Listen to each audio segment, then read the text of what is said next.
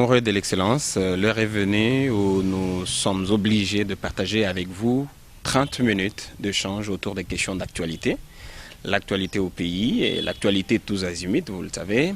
En politique, beaucoup de choses, la ligne a bougé, beaucoup de choses, beaucoup d'actualités sur la toile. Il y a notamment la marche du CLC, la marche organisée par le comité laïque de coordination pour exiger la bonne gouvernance et dénoncer la corruption. La marche à laquelle quelques membres de l'opposition ont pris part. Nous allons également parler de la désignation du porte-parole. C'est une question qui fait couler de l'encre et de la salive, quand bien même du point de vue de la Constitution, Moïse Katumbi par favori.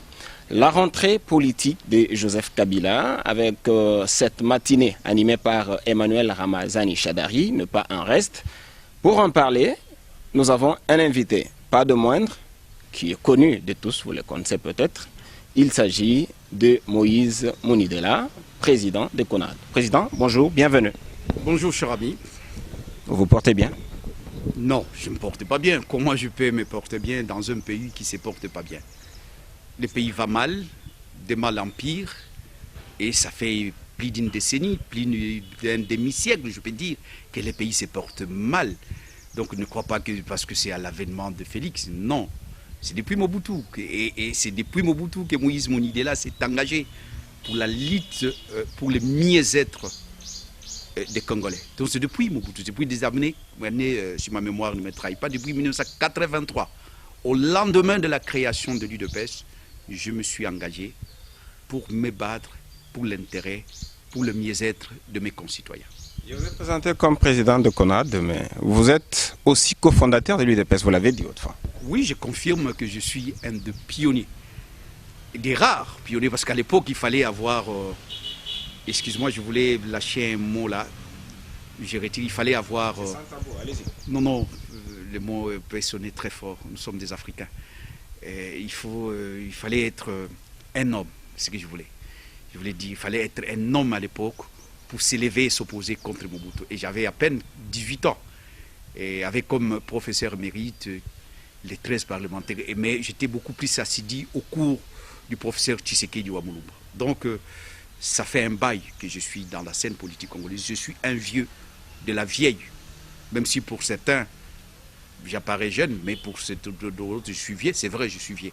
Donc, lorsque je dis que les pays ne se portent pas bien, c'est vrai. Donc, bon, mais tous les titres que vous êtes tenté de donner là, c'est le plus important. S'il y a un titre que j'aime bien, c'est de dire tout simplement que je suis porte-parole du peuple. Parce que depuis 1983, que je choisis de parler, je me suis donné la mission de parler pour les autres, pour les sans-abri, les mal-aimés, les pauvres, pour ceux qui n'ont pas de droits. Moi, au moins, j'ai eu la chance de parler et que je peux me faire inviter sur le plateau de Congo Web et de Mission Excellence de Jean-Paul que vous êtes, mais les autres n'en ont pas. C'est une chance. Et lorsque c'est en mettant les micros, je ne veux pas parler de moi, je veux parler des autres. Et là, je le mérite d'être appelé un homme politique. La politique, comme disait Aristote, n'a de sens et de consistance lorsque elle lève pour l'intérêt général.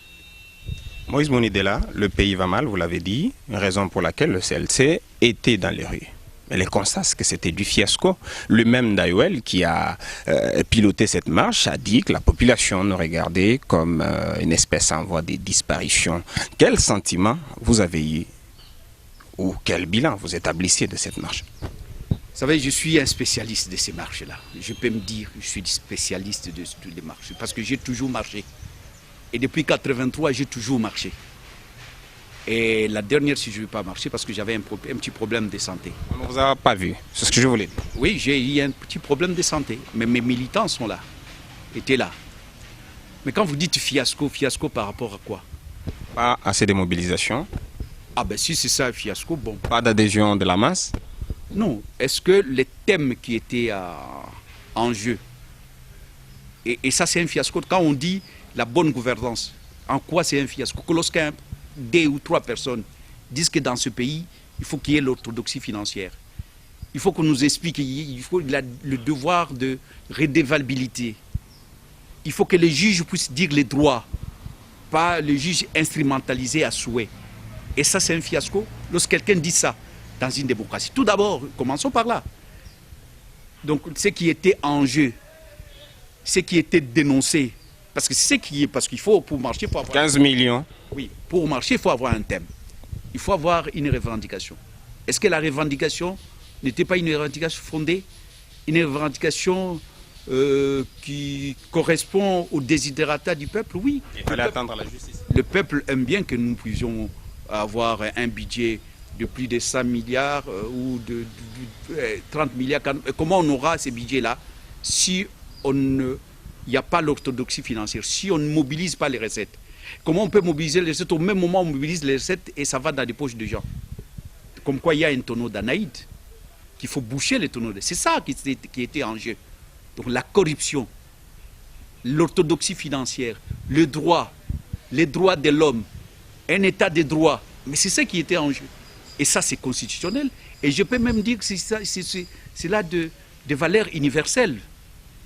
La déclaration universelle des droits de l'homme. Il y a l'universalité. Pour vous, la marche a réussi. Pour moi, la marche a réussi. Mais si c'est pour les nombres. Tu sais, je disais à quelqu'un que je dépassais l'âge de croire à l'existence d'un Père Noël.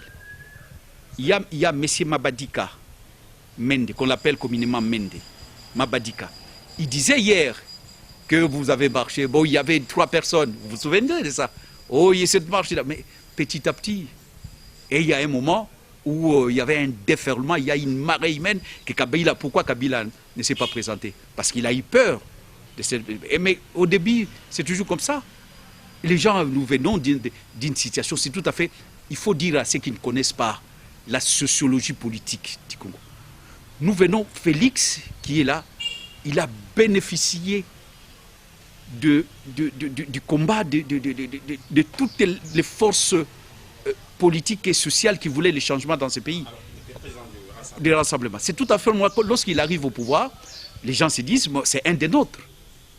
Et ça, c'est tout à fait normal. Les gens se disent, Félix, il vient de cette couche-là, des gens qui manifestaient à tout bout de champ. Et il faut le dire, la plupart des noyaux, c'est l'UDPS. Ça c'est indéniable et incontestable. Mais après, la mayonnaise va prendre. Crois-moi, vous pouvez garder cette bande. Si on considère le fait qu'il n'y ait pas un déferlement, il n'y a pas eu la marée humaine, que c'est un échec, Kabila disait aussi ça.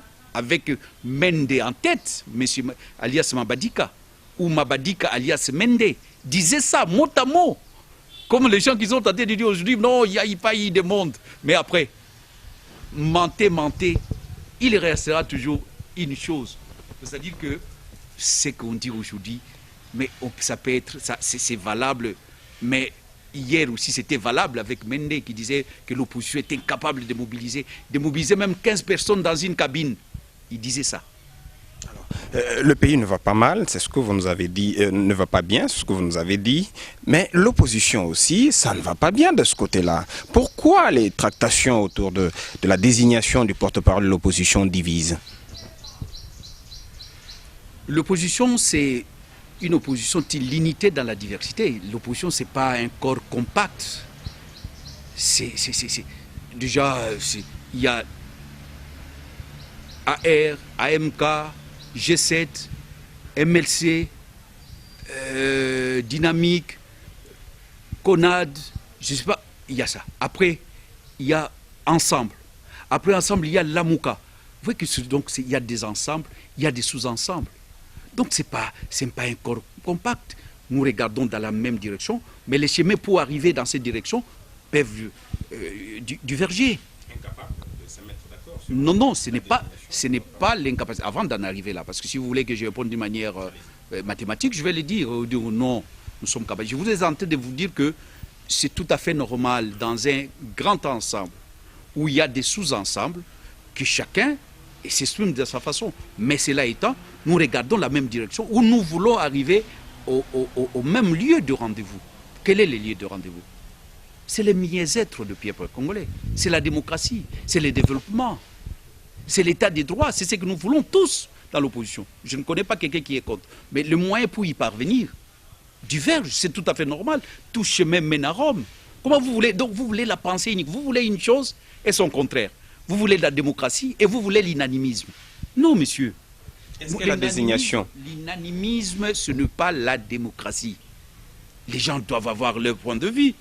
C'est tout à fait normal. Et d'ailleurs, la loi portant organisation de l'opposition dit clairement que l'élection, cette désignation peut se faire par consensus.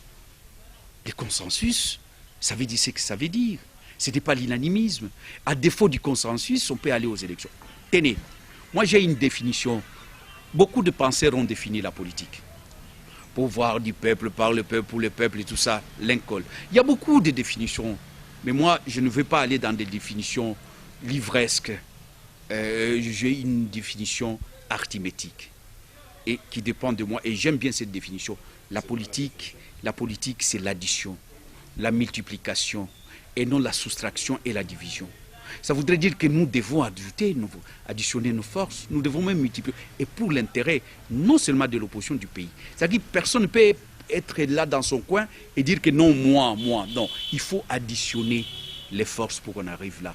Et ces postes-là de porte-parole de l'opposition, si on ne prend pas garde, on ne fait pas attention, ça risque de nous diviser. Ça risque d'être cet appât-là qui va diviser l'opposition. Vous savez qu'en 2006, on était incapable. Est en train de mourir de sa belle mort. Non, je ne pense pas. La Mouka, c'est un état d'esprit. En 2006, on était incapable, nous de l'opposition, nous étions incapables de pouvoir à ces postes-là. En 2011, pareil, jusqu'à ce que le mandat, le quinquennat est arrivé à son terme. Donc je suis en train de dire que si nous ne faisons pas attention, on risque de se retrouver dans les situations de 2006 et 2011, ce dont je ne souhaite pas. Donc c'est pour ça que moi je prône l'addition, la multiplication des forces de l'opposition et non la division et la soustraction. Et nous pouvons y parvenir. Et nous pouvons. C'est vrai, il est vrai, et tellement vrai qu'au jour d'aujourd'hui, c'est Moïse Katumbi qui est pressenti parce qu'il a les faveurs des pronostics, parce qu'au regard de ce qu'il représente au Parlement, parce qu'il a derrière lui plus de 70 députés. Ça, c'est d'ensemble, sans tenir compte de ceux qui pouvaient être même les alliés ou les sympathisants de Moïse Katumbi, ou les gens qui peuvent se rallier en dernière minute. Donc il a plus de 70% déjà, 70 députés sur une centaine de députés de l'opposition. Donc il est majoritaire. Mais la démocratie, il faut aussi préserver la minorité. Comme il y a Jean-Pierre Bemba, il est là, son point de vue, il faut les consulter. Il y a Matoum, l'ancien Premier ministre qui... Il y a Moudito. Et les autres, ils ne sont pas les moindres. Il faut consulter même celui qui a un député. Même celui qui n'a pas de député, avec une élection trichée, trifée, triquée. Comment on peut aujourd'hui, est-ce que ce qui est là reflète la réalité? Donc on peut déduire aujourd'hui que les consultations se poursuivent, même si De Vos Kitoko, qui est secrétaire général de l'ECD, essaye de dire que ce n'est pas une question opportune, ce n'est pas une question à l'ordre du jour, et ça ne vaut pas la peine d'en parler. Je pouvais dire aussi, ça ne vaut pas la peine d'en parler. Il a parlé. Il est libre de dire ce qu'il y dit. Ne comptez pas sur moi pour que je dise qu'il ne doit pas parler. Pourquoi? Nous sommes en démocratie, monsieur, c'est ce que je viens de dire. Bon, comme vous insistez, je dis la répétition, c'est la même. Je dis que nous sommes en démocratie. Les gens doivent s'exprimer. Il doit y avoir un consensus. On doit additionner nos forces. On doit consulter, on doit concerter, c'est comme ça. Discuter pour arriver à un compromis. Pour arriver à un compromis, pas une compromission. Pas une compromission. À un moment, il faudra passer à l'essentiel. Où il faudra, pour voir ces postes, il faudra décider. On consulte, mais à un moment, il faut que cette fois-ci, qu'on puisse avoir un porte-parole. C'est constitutionnel, c'est légal. Puisque nous avons parlé de Moïse Katumbi, qui part favori pour ce poste de porte-parole de l'opposition. Moïse Katumbi est annoncé, son retour est annoncé pour bientôt, mais il ne viendra pas seul cette fois-ci. Il viendra avec son proche collaborateur, Salomon Idi. Aujourd'hui, Salomon recouvre sa nationalité. À vous de nous le préciser, il a son passeport, il revient. Quel sentiment, vous, président de CONAD, vous avez, vous et pro-Katumbi? C'est une injustice, on ne doit pas s'asseoir sur une injustice et prendre les arguments de l'injustice et mettre ça en exergue. Le président de la République dans une interview mémorable à Bunia, si je ne m'abuse pas, a dit clairement que Salomon Kalonda Dela, c'est un Congolais, qu'il connaît bien et qu'il était même proche de lui. Partant de là, lorsqu'un président s'exprime comme ça, lui qui connaît les dossiers de tout un chacun, en tout cas, quand le dossier était sur sa table, il connaît. Il doit avoir les contours de ce dossier.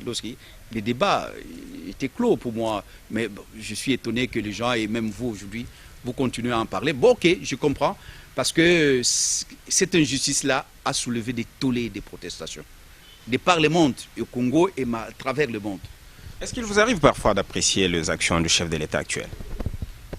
Oui, mais vous me posez des questions, j'aimerais bien terminer, je crois que c'est important. Alors, je dis, il revenait dans son pays, Salomon, parce que c'est de lui qu'il s'agit. Je dis que, bravo, c'est quelqu'un qui rentre dans son pays, on ne doit pas en faire un événement. Il rentre dans son pays, il est libre, il est citoyen congolais. Mais si, je dis bien, si il y a eu des tollés, ça fait un événement, parce qu'il était victime d'une injustice. Et du moment où l'injustice est corrigée, je salue que l'injustice est corrigée, mais je rappelle tout simplement que ça commence à la SENCO. C'est à la SENCO, il y a une résolution sur la décrispation politique. Moi qui vous parle, j'étais en prison. Pas parce que je volais un œuf ou un bœuf, tout simplement parce que je me battais pour l'éclosion de la démocratie, je voulais dire l'alternance au sommet de l'État. Vous l'avez obtenu. J'ai obtenu la libération, une libération provisoire. Si vous n'êtes pas totalement satisfait. Oui, c'est une libération provisoire. Je suis encore prisonnier.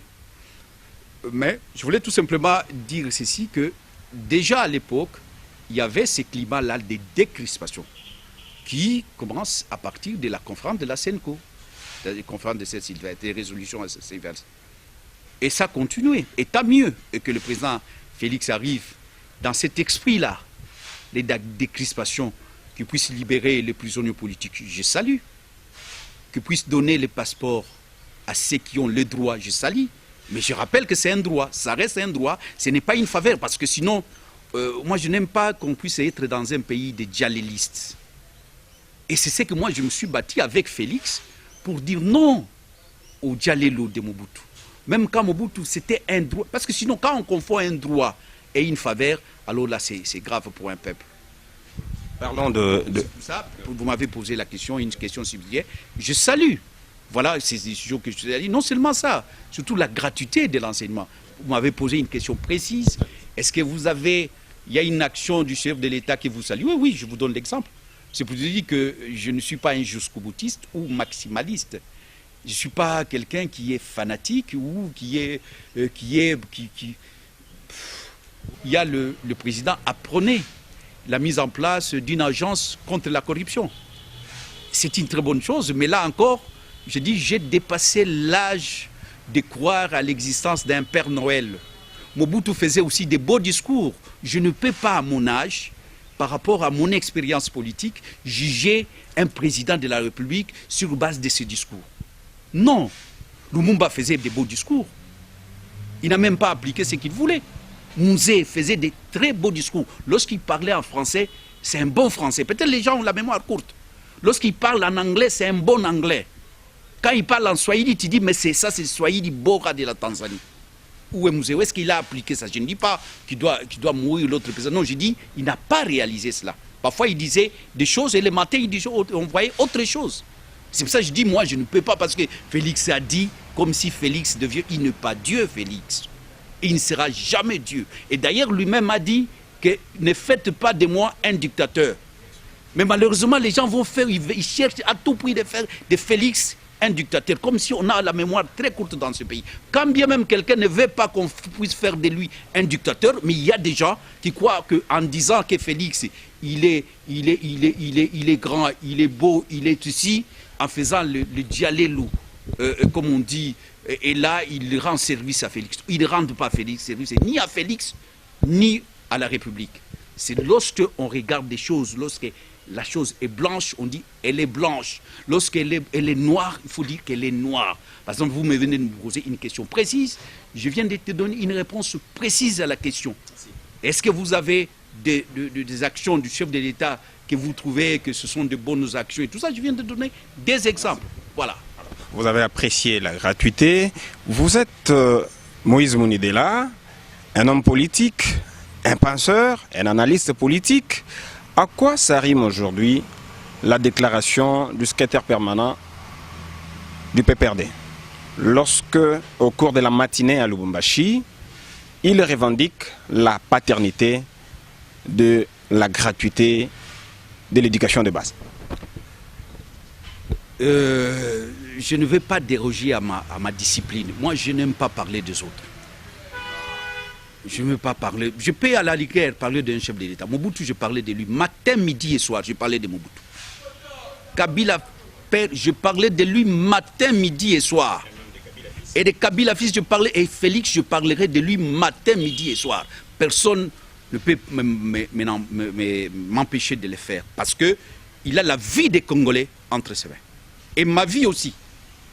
Mais quand vous venez le nom de gens, voilà, je suis mal à l'aise de parler de gens. Mais quand cela ne tienne, si le secrétaire permanent ou exécutif ou autorité morale, ce que sais-je encore, du PPRD a dit cela, quelque part, il a raison. La gratuité de l'enseignement, je dis quelque part, je parle français. Dans une certaine mesure, il a raison. Parce que c'est constitutionnel. La Constitution consacre la gratuité de l'enseignement. Mais est-ce que c'était effectif? Cette gratuité était effective à l'époque de Kabila? La réponse est non. Il ne faut pas tricher avec l'histoire. Mais est-ce qu'avec Félix, c'est effectif? J'ai dit, il y a des balbutiements, il y a des douleurs d'accouchement. Ça, on remarque. Il y a la résistance, vous savez, des réformes, ce n'est pas facile. La plupart, toutes les réformes font parfois face à la réticence. Parfois, même les gens boudent une réforme. Les gens rejettent parfois une réforme. Les gens ne comprennent pas parfois. Donc, ça demande parfois, il faut un temps pour que les gens comprennent une réforme. Mais aujourd'hui, je veux dire que nous avons franchi c'est comme disaient les astronautes lorsqu'ils sont arrivés à la ligne. Il y a Armstrong qui disait un pas pour l'homme, mais un grand pas pour l'humanité. Je dis qu'aujourd'hui, c'est un grand pas. Il faut saluer ça. Aujourd'hui, la gratuité, même si elle balbutie, la gratuité est là. On peut ou n'est pas aimer Félix Antoine Tshisekedi Tshilombo, mais on doit reconnaître qu'à son avènement, la gratuité de l'enseignement, elle est là, elle est effective. Parlons de vous. Et si ils veulent s'en approprier, dire que c'est Kabila, ben écoutez, vous savez bien que dans ce pays, on nous a habitués, c'est même à l'époque de Mobutu, c'était sous la direction du guide éclairé, on en a connu comme ça. Et Kabila, on disait toujours sous l'impulsion du raïs. Même quand on donnait une aiguille à une personne, on disait sous l'impulsion. Et alors, quand on dit sous impulsion, ben, ils ont oublié. Et quand il y a des morts, c'est sous l'impulsion des raïs. Alors, mais ceux qui sont aussi dans la logique de Félix, quand tout ce qui se fait, c'est Félix. Mais quand aussi les choses ne se font pas très bien dans les règles d'art, c'est aussi Félix. C'est ça la logique. Parce qu'on ne doit pas vous dire une chose et son contraire. Non, messieurs, la gratuité de l'enseignement, c'est aujourd'hui, vous savez, la victoire a beaucoup de parents. Hein. La victoire a beaucoup de parents. Aujourd'hui, la gratuité, Kabila est là-dedans. Tout ça, oui, on peut lui accorder. Si on considère cela comme un processus, il a sa part. Si on considère, j'ai réfléchi en profondeur, je ne suis pas là en train de faire, je dis, mais si on considère que ça a commencé à partir de la Constitution qui a été adoptée, et cette Constitution prévoit ça, et Kabila, en tant que Congolais, il a voulu qu'on puisse voter cette Constitution qui disait noir sur blanc, qui prévoyait la gratuité, je dis à sa part, vous avez votre part. J'ai ma part. Qui n'a pas sa part? Tout celui qui a voté cette Constitution à sa part. Même ceux qui n'ont pas voté cette Constitution, ils ont contribué à ce qu'on appelle la démocratie directe. C'est ça la démocratie directe. En définitive. Et donc, tout le monde a contribué. Mais vous pouvez contribuer à 0,5%, à 1%, à 10%. Mais Félix, pour ces sujets précis, il a beaucoup contribué plus que Kabila. Voilà, si je peux satisfaire à nos amis du PPRD, voilà, si on considère qu'eux aussi ont voté cette constitution, ils ont leur part. Kabila sa part, moi j'ai aussi ma part. Alors, vous avez refusé de parler des autres. Nous terminons cette émission par la lettre ouverte que vous avez adressée à Félix Tshisekedi. Et si il vous était demandé de vous résumer, de nous retracer les grandes lignes de cette lettre ouverte à Félix Tshisekedi, qu'est-ce que l'opinion peut retenir? Merci de la question. Déjà, j'aimerais bien que les gens notent que Félix et moi, nous étions les étudiants de la même université, l'université de l'IDPS. Nous avions le même professeur. Et le professeur émérite Tshisekedi, il était notre professeur politique avec Félix, qui sont indéniables et incontestables. C'est lui qui connaît l'histoire, connaît mon histoire, connaît l'histoire de l'IDPS. Et l'IDPS a commencé à partir de la lettre des 13 parlementaires. Et avant ça, je dirais même l'IDPS a commencé par l'interpellation des députés. Lorsqu'on a constaté qu'il n'y avait pas l'orthodoxie financière, il y avait la gabégie, il y avait le népotisme, les clientélisme politique.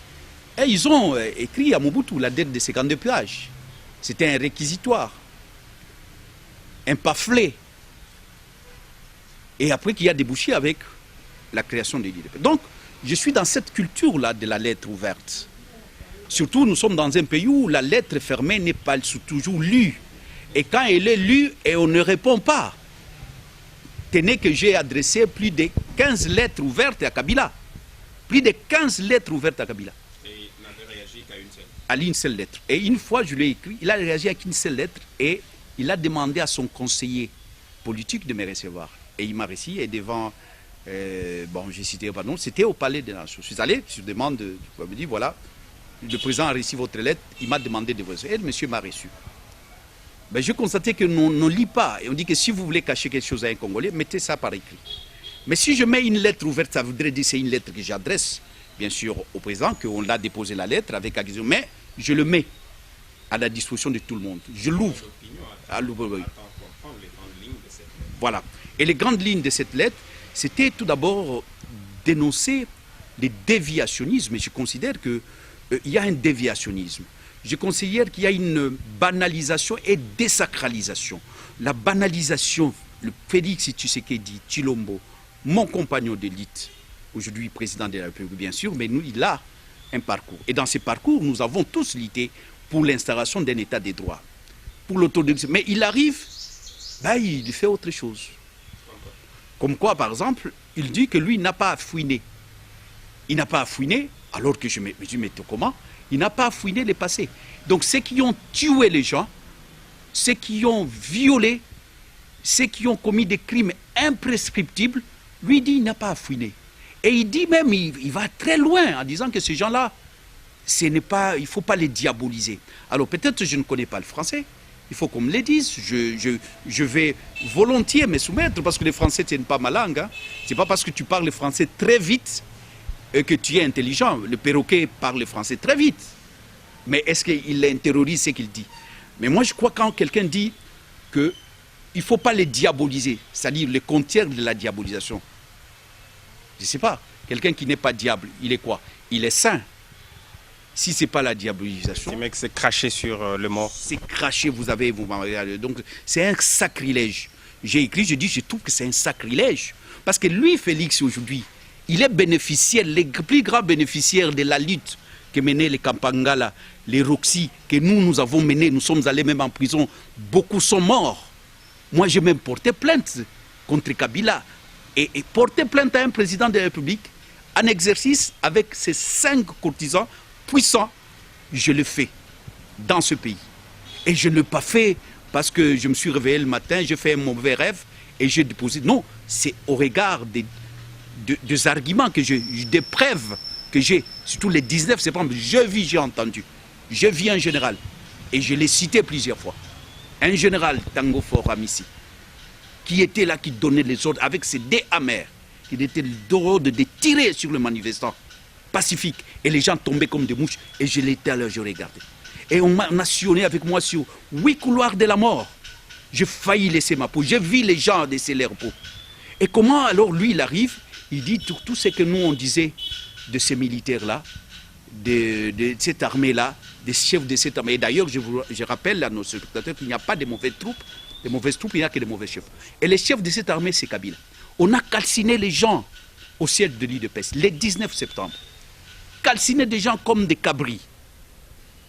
Comment on peut absoudre ça? Comment on peut dire ça avec légèreté que non, c'était la diabolisation? C'est-à-dire que ces gens-là sont des saints. Si ce n'est pas la diabolisation, la sanctification, je ne sais pas si je parle bien, donc ces gens-là, on ne doit pas les diaboliser. Donc ce sont des saints, des saints. Et là, je ne suis pas d'accord. Ça m'a révolté. Ça a révolté la conscience d'un homme politique, la conscience d'un homme tout court, la conscience d'un témoin oculaire auriculaire, de celui qui a vu, qui a entendu, de celui qui est rescapé de ces massacres, entre autres de ces massacres, de celui qui a vu les gens mourir. Ne serait-ce que pour ces gens-là, nous n'avons pas le droit de nous taire. Qu'est-ce que vous attendez de Félix Tshisekedi maintenant? J'attends à tant que... Mea culpa? Non, je n'attends pas de lui de mea culpa. J'attends de lui de laisser la justice faire son travail. Mais parce que quand un chef de l'État, parce qu'il s'est contredit, au même moment il dit je ne fouine pas, il faut que la justice... Mais quand un chef de l'État dit, on lui pose par exemple une question sur les 15 millions, vous pouvez couper autre chose, mais là, ici, vous ne coupez pas. Parce que, je l'ai dit en direct, sinon, ouais. Alors, quand il parle de 15 millions, on lui pose la question, il dit non, avec beaucoup de légèreté. Il dit que c'est la rétrocommission. Si en France, c'est illégal, au Congo, c'est pas légal. C'est pas illégal. Et il dit, mais à la justice de faire son travail. D'abord, la justice fait... Oh, mais c'est grave, ça. Lui qui est le magistrat suprême, lui qui doit réguler les bons fonctionnements des institutions. Il est le garant des bons fonctionnements des institutions. Et il dit ça, il oriente les juges. Quel est ce juge-là dans un pays comme le nôtre qui peut aller à la contre des orientations du chef de l'État? Il va perdre son poste. Il va trembler d'ailleurs. Il tremble même dans ses petits souliers. Moi, je connais l'histoire des juges. L'opération Manupolite, c'est en Italie. Mais combien de juges ont été tués? Les juges qui ont voulu affronter les gens forts, en Italie, ça s'est passé. Donc, c'est des juges qui ont laissé leur peau. Lorsqu'un président dit non, non, ce n'est pas, c'est légal. Et pourtant, je rappelle au président de la République que le code pénal, l'article 146, punit même la rétrocommission, même de 5 ans, un chef de l'État. Je me dis, mais et ça révolte. Ça doit nous révolter. Et je me souviens de Stéphane Heysel, le co-rédacteur de la Déclaration universelle des droits de l'homme. Il dit, mais tout homme épris de paix et de justice doit se révolter, doit s'indigner lorsqu'il y a violation des droits de l'homme, lorsqu'il y a crime contre l'humanité, lorsqu'il y a crime économique. Là, nous en sommes. Donc, je ne fais que m'indigner. J'attends de lui quoi? J'attends de lui de laisser la justice faire son travail. Mais lorsqu'il dit ça, il n'a pas laissé la justice faire son travail. Il dit une chose, c'est son contraire. Il le dit, mais alors que c'est extrêmement grave que lui puisse orienter des choses comme ça. Et je lui rappelle tout simplement que les combats de Tshisekedi, c'est ces combats-là contre l'injustice, contre les violations des droits de l'homme, contre les crimes, contre ceux qui font des crimes économiques, la gabégie. Tshisekedi, son combat, c'est ça les combats des 13 parlementaires. Et lorsque lui dit ça, il va à la contre de ces combats-là. Et il crache sur de milliers de morts, parce que s'il y a un parti qui a beaucoup de morts aujourd'hui, beaucoup des astropiés, des aveugles, il y a des gens qui sont devenus aujourd'hui aveugles à cause de la lutte. Ils sont aujourd'hui des handicapés physiques à cause de cette lutte, qui n'attendent pas qu'on a bousillé leurs oreilles, qu'on a défoncé leurs yeux. Ils sont là. Et les enfants de ces gens-là. Et vous dites, vous arrivez au pouvoir, parce que vous êtes au pouvoir, vous arrivez au pouvoir, vous êtes au pouvoir, et vous faites ça. Mais c'est grave. C'est comme qui dirait, quelqu'un qui prend l'escalier, et il prend l'escalier, il arrive au niveau où il voulait arriver, et après il jette l'escalier. On appelle ça échelle, on peut appeler ça comme ça, l'échelle. Et c'est ça l'impression. Voilà pourquoi la population n'a plus confiance en nous, les hommes politiques. C'est à cause des choses comme ça. Parce que hier, avec lui, il était le chef du rassemblement. Les marches là, C'est parmi les gens qui demandaient après la mort du vieux. C'était lui qui demandait à ce qu'on marche. Et donc ces gens qui se sont fait canarder, qui sont morts à cause de ce marche-là, et lui, il arrive et il dit non, ceux qui ont tué ces gens-là sont des saints, des saints. Mais je manque le mot. Et voilà pourquoi j'ai écrit cette lettre, parce que moi, au moins depuis 1983, je suis dans cette lutte-là. Et ce n'est pas une lutte que je le fais, je ne suis pas un ventriote, je ne le fais pas parce que c'est pendant la saison sèche, non, je le fais parce que c'est un engagement que nous avons pris, et cet engagement part de la lettre des 13 parlementaires. Il ne faut pas oublier ça. Et cet engagement, il y a beaucoup de gens qui sont morts à cause de cet engagement-là. Et Tshisekedi est mort pour ça, je peux le dire. C'est vrai, je ne sais pas de quel mot il est mort, mais au moins, il a été affaibli à cause de cette lutte-là. Et je peux même dire qu'il est mort au champ de guerre.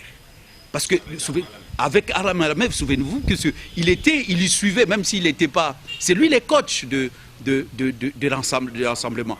À la Senco. C'est lui le coach. Les soirs, quand il venait, il terminait là-bas, il allait lui donner les rapports. Et il réagissait comme un bon entraîneur. Pour dire non, non, là, vous allez dans telle direction, c'est pas bien. C'est lui, tu sais qu'il dit, Wamulumba. Paix à son âme. Aujourd'hui, on n'a pas le droit de cracher sur la lutte qu'a mené cet homme. Et malheureusement, et c'est lui qui essaie de cracher sur cette lutte, c'est Antoine Félix Tshisekedi Tshilombo, qui est un frère, qui est un compagnon d'élite, et je ne peux pas accepter, nous ne pouvons pas accepter. Parce que si accepter cela, c'est-à-dire que tout ce que nous avons fait, cette lutte-là, ne sert à rien.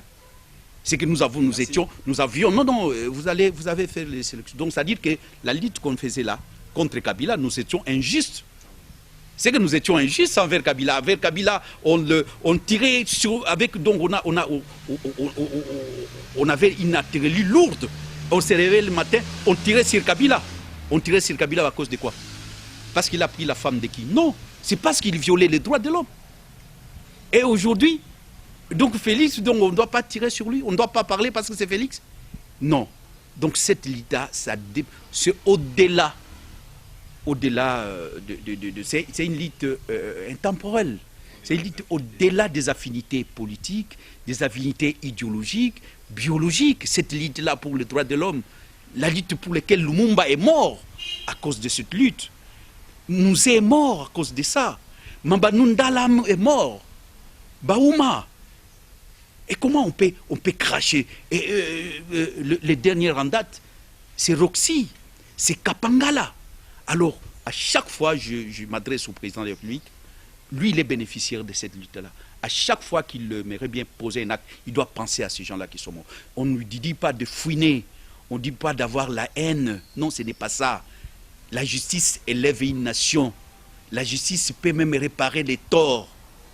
Moi, je suis croyant. Parce que les gens peuvent dire, donc on doit vivre avec le passé. Non, le passé nous permet de baliser l'avenir. Parce que sinon, ces gens-là vont dire, on va continuer à tuer. On ne tue rien, donc il n'y aura rien. Ceux qui vont venir encore, ils vont tuer, ils vont violer, ils vont piller. Et on dit, bon, c'est comme ça, les Congos, on ne va pas fouiner au nom de non. C'est pour ça, moi, j'ai préconisé, pour sortir de cela, j'ai un chemin, j'ai un canevas. J'ai préconisé à ce que nous puissions faire une commission, mettre en place une commission vérité, justice, réconciliation et paix, en dehors d'une justice classique comme ça s'est passé en Afrique du Sud. Il y a une commission comme ça. Et ça a réparé, ça a apaisé les esprits. Et voilà, parce qu'il y a des crimes imprescriptibles. Et ces crimes-là, on ne peut pas les effacer d'un revers de la main comme ça. Président Moïse Monidela, on se détend. Cette émission est terminée. Émission Excellence. Est-ce qu'elle vous a plu? Oui, je suis quand même un vieux routier. Je vois qu'il y avait des questions pertinentes auxquelles j'ai essayé de répondre. Je ne me vante pas. Mais j'ai évité de parler des hommes. Moi, je vais me parler du Congo. Les hommes ne m'intéressent pas trop. Mais un chef de l'État, oui, si je dois parler de chef de l'État. Même moi, je suis de l'école de Tshisekedi. Tshisekedi, il ne parlait jamais, alors au grand jamais des gens. Mais il parlait de Mobutu. il disait le mal dont souffre ce pays, c'est M. Mobutu. Et il avait raison. Aujourd'hui, moi, je ne peux pas parler. Je préfère que les gens parlent de moi, que moi parler d'eux. Mais moi, je peux parler de Félix. Et je parlerai de Félix matin, midi et soir.